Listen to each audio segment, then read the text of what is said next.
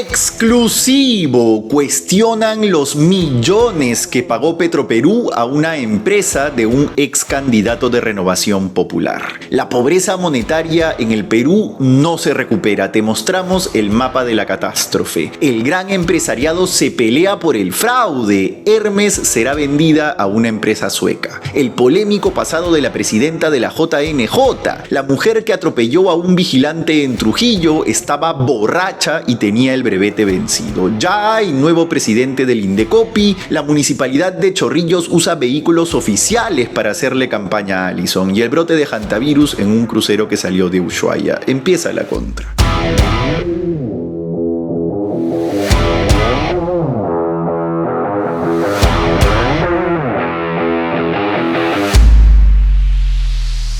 Hola, soy Paolo Benza y esto es La Contra, el resumen de los temas que realmente te importan sin importar a quién le molesten. Se acaba el martes 5 de mayo y arrancó la bronca entre gremios empresariales por el supuesto fraude del 12 de abril. La Cámara de Comercio de Lima versus la Confiep. Hoy, en este comunicado, la CCL le saltó al cuello a la Confiep luego de que su presidente, Jorge Zapata, declarara que no han encontrado evidencias de un fraude. Según la CCL, lo cito, esas palabras no reflejan la real dimensión de los hechos ocurridos en el proceso electoral. También hablan de 500,000 de ciudadanos que no pudieron votar en las mesas que abrieron tarde, pero se olvidan que a esa cifra tienes que descontarle el ausentismo esperado. Como ya les expliqué hace un tiempo, la diferencia es de solo 1.4 puntos porcentuales, o sea, de alrededor de 36,000 personas. Pero bueno, no se olviden que hasta hace unos días la CCL era presidida por Roberto de la Torre, candidato a diputado por Renovación Popular. Ya saquen ustedes sus conclusiones. Lo otro de lo que les quiero hablar es de la pobreza, porque hoy salieron los datos y son tristes. Han pasado 6 años, señores, 6 años y todavía no alcanzamos los niveles prepandemia. Es una vergüenza. No más pobres en un país rico, repetía Castillo, pero el gobierno de Perú Libre recibió un país con 25% de pobreza y no la redujo, solo la vio crecer. Recién hemos regresado a ese nivel, lejos todavía del 20% que había antes del COVID. Ojo, las del INEI son mediciones de pobreza monetaria, es decir, el nivel de gasto en bienes y servicios. Una canasta básica cuesta 1.848 soles y al cierre del 2025, el 25.7% de peruanos no llega a cubrir ese gasto. Casi 9 millones de personas. Eso es solo 1.9 puntos menos que en 2024, pero todavía 5.5 más que en 2019. Pero aquí lo peor está en el desagregado. La pobreza rural sí baja frente al prepandemia, aunque aún está por encima de 1/3, pero la verdadera catástrofe está en las zonas urbanas, donde la pobreza subió horribles 8.8 puntos a 23.4%. Hablamos con la ex ministra Carolina Trivelli y ella destaca precisamente eso, la pobreza ha cambiado. La brecha entre la pobreza rural y la urbana se ha estado cerrando, pero para mal. Según Trivelli, antes el crecimiento del PBI primero reducía la pobreza en Lima y de ahí chorreaba al resto del país, pero ahora no. Según un estudio de Javier Herrera, 4 de cada 10 peruanos no cubrían sus necesidades alimentarias en 2025. ¿Y dónde sube ese porcentaje? En Lima. Ahora las actividades que más pobreza reducen están en las regiones y la agroexportación es el principal ejemplo. Sí, señores, esa actividad que tanto denostan reduce la pobreza como una bestia. ¿Qué regiones son menos pobres? Ica con solo 4.5 y Madre de Dios con 7.3. ¿Y qué es Ica? La región agroindustrial por excelencia, le guste o no a los tuiteros, aunque también hay que reconocer que las economías ilegales aportan su grano de arena contra la pobreza regional. En Madre de Dios es la minería ilegal la que pone la plata en el bolsillo de la gente. Y claro, tampoco es que todas las regiones estén bollantes. ¿Cuáles son las más pobres? Cajamarca, Loreto, Puno, Pasco y Huánuco. ¿Quiénes ganaron allí? Pues Roberto Sánchez en 3 de las 5, incluida la primera, Cajamarca, la tierra de Pedro Castillo. Y Fujimori ganó en las otras 2. Y en la otra cara de la moneda, las regiones menos pobres, Keiko arrasó en Ica y Sánchez hizo lo propio en Madre de Dios y Moquegua. Ustedes hagan la interpretación política. Vamos con más noticias. Exclusivo. Petroperú habría pagado más de 5 millones de soles sin sustento a la empresa de un ex candidato de Renovación Popular. No lo decimos nosotros, lo remarca detalladamente un informe de diagnóstico privado al que nuestro reportero Gonzalo Bedoya pudo acceder. El informe puso el foco embargo, en el 2024, en la refinería de Talara y en los pagos a una empresa con millonarios contratos con el Estado. Que ojo, el hombre clave de la refinería en ese tiempo era quien hoy es el gerente general de la estatal, Gustavo Villa. En el informe que fue emitido este año, una consultora externa evaluó los contratos de la nefasta refinería de Talara. En concreto, analizaron uno para, cito, el manejo de residuos sólidos peligrosos generados por Petroperú en la refinería. La contratista, Inversiones Generales Cristian, una empresa de Cristian Gálvez Ruiz, quien en 2022 postuló a la alcaldía de Cajamarca con Renovación Popular y todavía es afiliado a ese partido. Por lo menos 5 millones de soles se le pagaron a la empresa de Gálvez entre abril y noviembre del 2024. Pero esos pagos, según precisa el documento al que accedimos, no fueron correctamente sustentados, lo que implica un pago indebido. Se encontraron deficiencias en los entregables, o sea, en los documentos con los que Inversiones Generales Cristian intentó certificar que cumplió las expectativas y fines del contrato, manifiestos, tickets de pesaje, certificados, entre otros. Un cuestionamiento es que esos documentos deberían ser coherentes con los otros entregables, como los informes mensuales de la contratista, y deben presentarse al mismo tiempo. Sin embargo, la firma de Gálvez habría entregado varios de esos documentos por partes y otros directamente no los presentó. Pero eso no es todo. En la mayoría de esos meses utilizaron solo fotografías para acreditar que cumplieron con el servicio. El informe no chanca solamente a la empresa de Gálvez, sino que también advierte que Petroperú fue pasivo al aceptar documentos que no cumplían con los requisitos formales, o sea, aceptaban cualquier huevada. Pero ¿quién era la cabeza detrás? La encargada de administrar los contratos era la gerencia del proyecto de modernización de la refinería de Talara, que estuvo a cargo de Gustavo Villa entre marzo y julio de ese 2024. Villa ahora es gerente general de Petroperú. Tratamos de comunicarnos intensamente con él, pero no nos contestó. El informe cierra recomendando ampliar la evaluación hasta el 2025 para descubrir si hay más sorpresas. Pedirle a la empresa de Gálvez todos los documentos que faltan y activar comisiones investigadoras para determinar responsabilidades. Una fuente de la petrolera nos dice que una trabajadora fue despedida por los pagos y que en 2025 ocurrió algo similar con otra empresa. Buscamos la respuesta oficial de Petroperú, pero no tuvimos suerte. También tratamos de contactarnos con Inversiones Generales Cristian, pero no nos respondieron.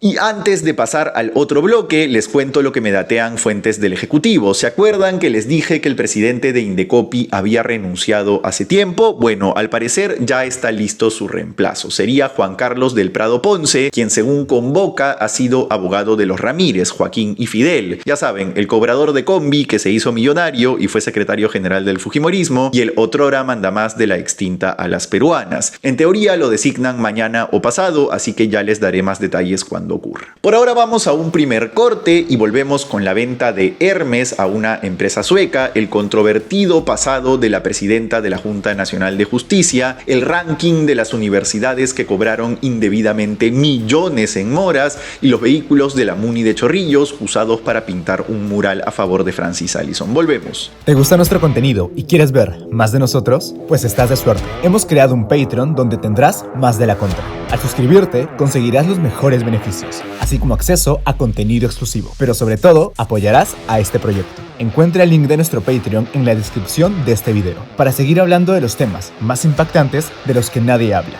y sin importar a quién le moleste. Regresamos con la contra, el resumen de los temas que realmente te importan sin importar a quién le molesten. Y ya sabes, la mejor forma de sostener este espacio de periodismo libre es con nuestras membresías de YouTube. Te pasaremos completos nuestros documentos exclusivos, tendrás contenido adelantado y stickers. Solo tienes que cliquear en el botón unirse aquí abajo. Apoye el periodismo independiente.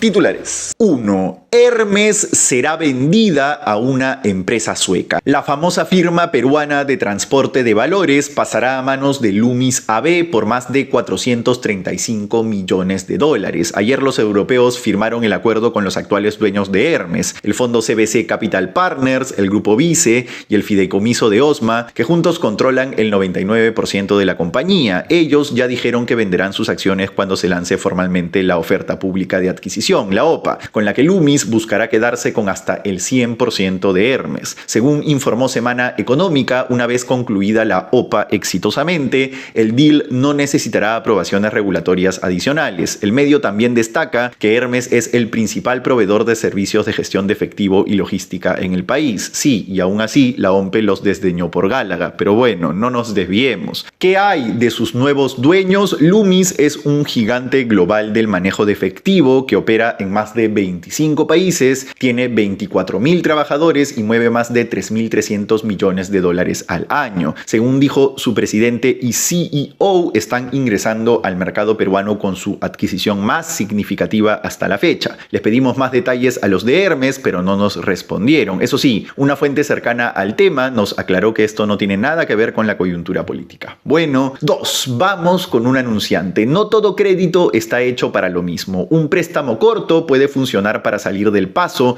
pero no siempre es la mejor opción para proyectos grandes o decisiones de largo plazo. Elegir bien es entender tu momento, tu objetivo y el tipo de financiamiento que realmente necesitas. Por eso, un préstamo con garantía hipotecaria es la herramienta que te permite pensar a largo plazo, con mejores condiciones y mayor estabilidad. Elige el financiamiento que realmente se adapte a tu proyecto y a tu historia. Avanza con respaldo con un préstamo con garantía hipotecaria. Prestamipe, confiamos en ti. 3. El ranking de las universidades más pendejas. Lo encabeza la Richie, que se copió de la PUC en el escándalo del cobro de moras. Sí, hicieron la de Marcial Rubio. Los que estudiaron en mi alma mater recordarán cómo es la jugada. Si no, esto les va a dar una fea refrescada de memoria. Ojo Público reveló que Indecopi sancionó a la Universidad Ricardo Palma por andar cobrando intereses moratorios superiores a lo permitido a sus estudiantes en el 2018.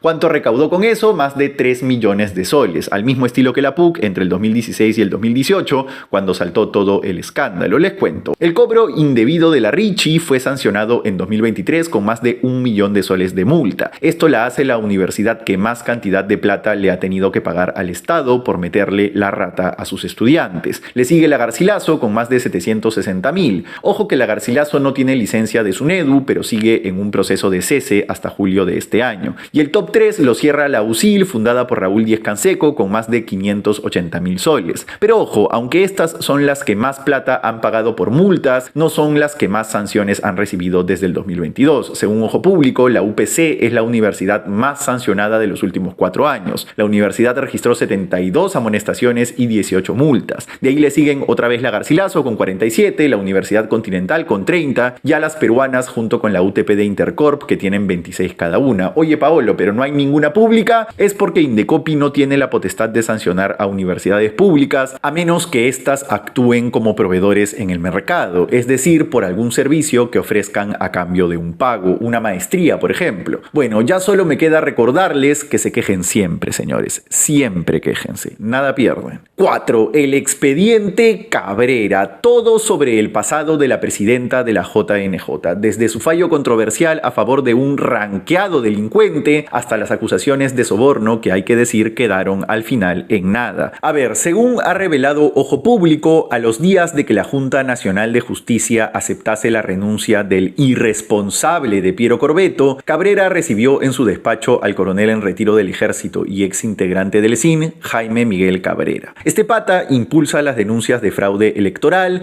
y ha participado en marchas contra los resultados electorales. El ex militar le dijo al medio que nomás fue a felicitarla por haber aceptado la renuncia del ex jefe de la OMPE. Ya, pero hay más reuniones polémicas. En octubre del 2025, Cabrera recibió a Luis Navarrete, personero de Podemos Perú, partido al que estuvo afiliada. Recordemos que Pepe Luna, el que corta el jamón en ese partido, está siendo investigado por la Fiscalía por organización criminal. Y otro medio también ha puesto el ojo en Cabrera, la pista clave, que ha hecho un trabajo de arqueología periodística con 2 temas. El primero tiene que ver con la liberación allá por 2009 de Jorge Enrique Bazán Aguilar, alias Gordo Toby, un pata pata que en ese momento estaba metido hasta el cuello en 2 crímenes. ¿Quién emitió la resolución? Cabrera, hoy presidenta de la Junta. Por supuesto, el pata reincidió. Bueno, los medios de la época señalan que la decisión de liberarlo llamó tanto la atención de su propia secretaria judicial que decidió denunciarla. Pero no fue la única vez que fue quejada. Otra fue cuando condenó por difamación a Magali Yaney, también en 2009, en el caso que seguía Paolo Guerrero contra ellos. La secretaria judicial de Cabrera dijo que esta había recibido un soborno para ayudar a Paolín. Ella lo negó. Ambos casos quedaron en nada, pero están las notas del recuerdo. 5 camionetas de la municipalidad de Chorrillos fueron usadas para un mural de Francis Allison, una chiqui electoral. El alcalde de Magdalena postulará a Lima de la mano de Avanza País y ya empezó a poner sus murales. ¿Qué creen? Los vecinos de Chorrillos vieron que apareció en la avenida Huaylas. El gran problema es quién lo pintó. La información le llegó a nuestro reportero Gonzalo Bedoya. Miren este video de la madrugada del 28 de abril en el que se ve a unas camionetas municipales con personas que pintaban el mural. Nos metimos a registros públicos con la placa de una de ellas y confirmado es de la Muni de Chorrillos. ¿Qué interés en tenderle una manita a Francis Allison tiene el alcalde de ese distrito, Richard Cortés? Dios los cría y ellos se farrean los recursos públicos. Por ahora vamos a un último corte y regresamos con la empresaria borracha y sin brevete que dejó a un vigilante en UCI. Volvemos. Espera. ¿Quieres apoyar este proyecto y aún no sabes cómo? En La Contra investigamos, revelamos y contamos lo que otros medios prefieren callar. Y hoy puedes apoyar este trabajo uniéndote como miembro del canal desde 8 soles. En nuestros 3 niveles podrás disfrutar de varios beneficios, desde acceso anticipado a contenido del canal y a investigaciones exclusivas hasta reuniones con la comunidad. Apóyanos a seguir dándote el mejor contenido y únete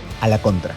Regresamos con La Contra, el resumen de los temas que realmente te importan sin importar a quién le molesten. Dale like a este video si te gustó para que el algoritmo se lo muestre a más gente. Like, mendigo likes. Y también suscríbete al canal. Si te gusta, cómpranos una membresía de YouTube haciendo clic en el botón unirse aquí abajo. O también puedes yapearnos a este QR. Cerremos. Indignante. La empresaria que atropelló al vigilante en Trujillo estaba borracha y tenía el brevete vencido. Seguro varios de ustedes ya vieron el escabroso video que muestra el accidente del domingo en la zona residencial Las Palmas del Golf en el distrito de Víctor Larco. Ese día, un vigilante identificado como Juan Martínez estaba sentado frente a la casa que cuidaba cuando una lujosa camioneta Mercedes-Benz lo atropelló así directamente y sin que pudiese reaccionar. Tienen el video en pantalla, es brutal. Pero el acta policial dice cualquier cosa y la tienen en pantalla. Dice que lo llevaron al hospital Belén y que el diagnóstico del médico fue que la víctima tenía varias contusiones, producto de una caída de altura. ¿Qué caída, señores? No sean pendejos. Pues están tratando de salvar a la señora porque tiene plata. La mujer se llama Marixa Polet Alfaro Serna, una empresaria de 32 años que según el dosaje etílico estaba borracha. 1.84 le salió. Según esta tabla de alcoholemia compartida por nuestros amigos de LP, eso significa ebriedad absoluta. Encima, como muestra el video de las cámaras de seguridad, Alfaro Serna se bajó del carro